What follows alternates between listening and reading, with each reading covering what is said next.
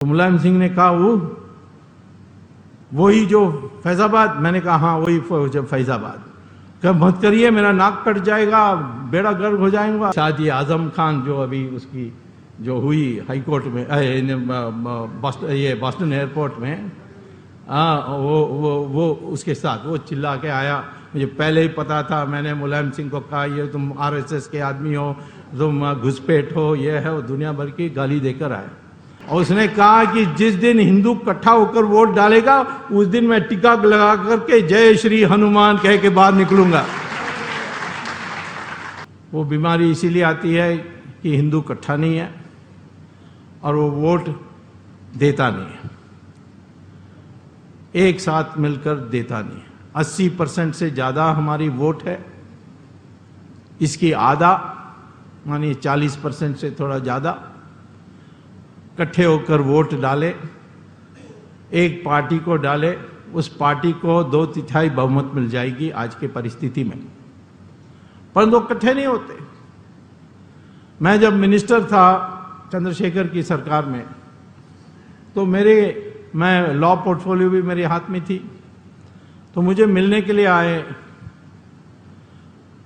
एक सेशन जज नाम KM पांडे। उन्होंने आकर मुझसे कहा, अपॉइंटमेंट ली और मिलकर कहा कि मेरे साथ अन्याय हुआ, मेरे नाम हाई कोर्ट जज के लिए प्रस्तावित हुआ, लेकिन VP सिंह सरकार ने इसको खारिज कर दिया, इसको रद्द कर दिया। तो इसीलिए आपके पास मैं आया हूं। आप नया सरकार हैं, VP सिंह सरकार के बाद आपकी सरकार आई है, तो आप कृपया इस पर मेरे साथ न्याय करिए। मैं कहा KM पांडे फैजाबाद की सेशन जज ने कहा हाँ आप ही ने वो ताला खोलने का फैसला किया। तो हाँ मैंने किया था और यही कारण से VP सिंह सरकार ने मुझे जज बनने नहीं दिया। मैंने फाइल मंगवाया तो देखा VP सिंह ने उसमें यही लिखा था कि इनको कतई जज नहीं बनाना है क्योंकि इन्होंने ताला खोलने के आदेश दिए।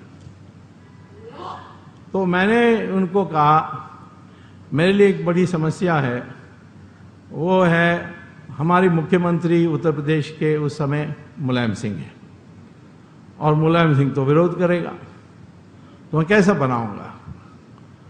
तो उन्होंने कहा कि आप कर सकते हैं, इस विश्वास के साथ मैं आया, मैं आपको छोड़कर जाता हूं। मैं कहा अच्छा ठीक है, 1 हफ्ते के बाद आओ, क्योंकि साफ था कि उनके साथ अन्याय हुआ है, क्योंकि उनका रिकॉर्ड एक ईमानदार जज का था।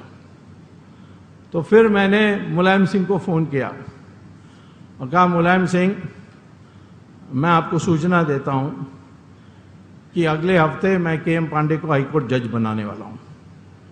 तो मुलायम सिंह ने कहा वही जो फैजाबाद। मैंने कहा हाँ वही फैजाबाद। कब मत करिए, मेरा नाक कट जाएगा, बेड़ा गर्क हो जाएगा, ये वो, दुनिया भर की उन्हें फोन में चिल्लाया। मैंने कहा देखो मुलायम सिंह, मैंने आपको अनुमति लेने के लिए फोन नहीं किया, मैंने सिर्फ सूचना देने के लिए फोन किया ताकि आप अखबार से ना पढ़े। उन दिनों में लॉ मिनिस्टर के पास वो अधिकार था।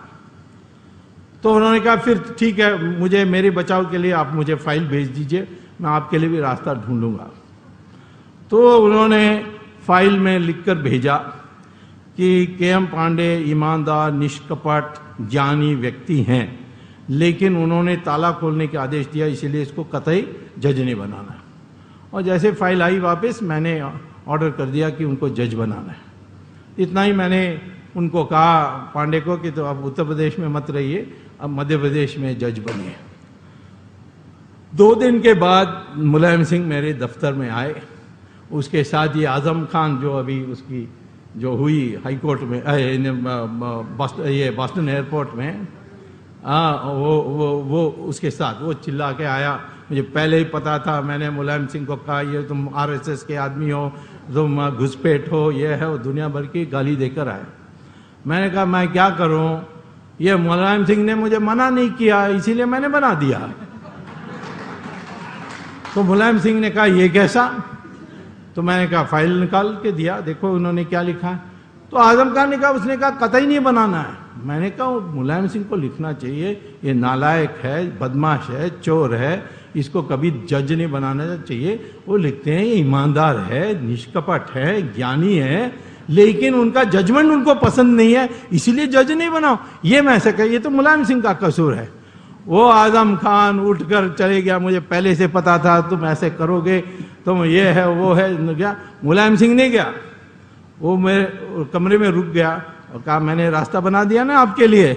तो मैंने कहा बिल्कुल बना दिया। और उसने कहा कि जिस दिन हिंदू इकट्ठा होकर वोट डालेगा उस दिन मैं टीका लगा करके जय श्री हनुमान कह के बाहर निकलूंगा। तो यह तुष्टीकरण का कसूर हिंदू का है, ये हमारे नेताओं का नहीं है। वो जिंदा रहने के लिए ये कर रहे हैं, नहीं करना चाहिए, परंतु ये वास्तविकता है कि जिस दिन हिंदू इकट्ठा हो जाएगा उस दिन ये सारी समस्या हल हो जाएगी, मुसलमान भी ठीक हो जाएगा। बिकॉज मुसलमान के लिए मोहम्मद ने शिक्षा दी है, कुरान में नहीं, सीरा में और हदीस में। क्या कहते हैं मोहम्मद कि दुनिया 3 हिस्से में बटी है। पहला दारुल इस्लाम, जहां मुसलमान मेजॉरिटी में है, पावर में है। दूसरा दारुल हरब, जहां मुसलमान माइनॉरिटी में है लेकिन मेजॉरिटी पिलपिला है, जैसे हमारी है, रसगुल्ला टाइप। और तीसरा मुसलमान माइनॉरिटी में है परंतु मेजॉरिटी इकट्ठा है, शक्तिशाली है और उनमें एकता है। ये 3 हिस्से में है। और वो कहते हैं जहां दारुल इस्लाम है वहां माइनॉरिटी को पनपने नहीं देना, उनको ध्वस्त कर देना चाहिए, उनको खत्म कर देना चाहिए या धीमी बनाने देना चाहिए, जैसे अभी बताया गया आपको। सऊदी अरेबिया में दारुल इस्लाम है, वहां दारुल इस्लाम में आप मंदिर बना सकते हो। हमारी कितने कर्मचारी हैं, पर मेरे ख्याल में लगभग वो कहते हैं 10 लाख लोग हैं हमारे लोग, और 10 लाख लोगों को मंदिर बनाने नहीं देते, दिवाली मनाने नहीं देते, घर में सत्यनारायण पूजा नहीं कर सकते, जेब में रामचंद्र जी का फोटो रखकर काम पर नहीं जा सकते। और करोगे तुरंत जेल में, हो सकता है आपका हाथ भी काट दें, अंधा भी कर दें। ये सऊदी अरेबिया में है। और हमारे देश में बनाओ मस्जिद, जितना मंदिर के ऊपर भी बनाना तो बना लो।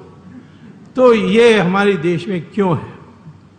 यहां वो मोहम्मद क्या कहता है कि हिंदुस्तान जैसे देश में मुसलमान मांगते रहना चाहिए।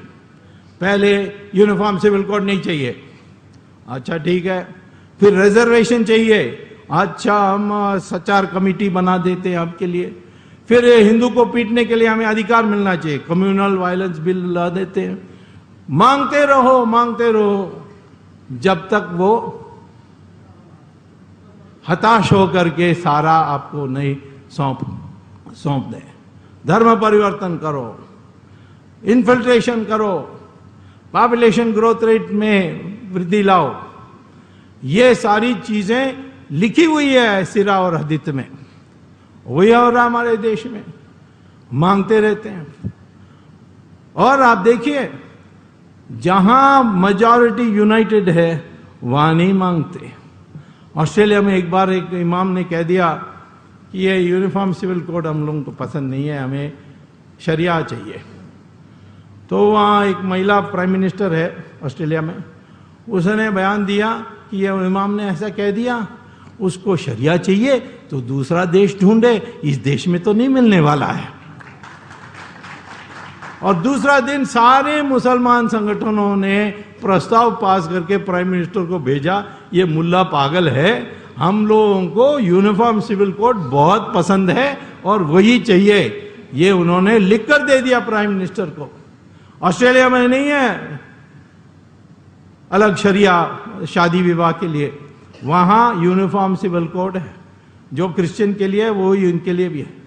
इसी प्रकार से अमेरिका में कोई अलग से उनके लिए कानून है नहीं है।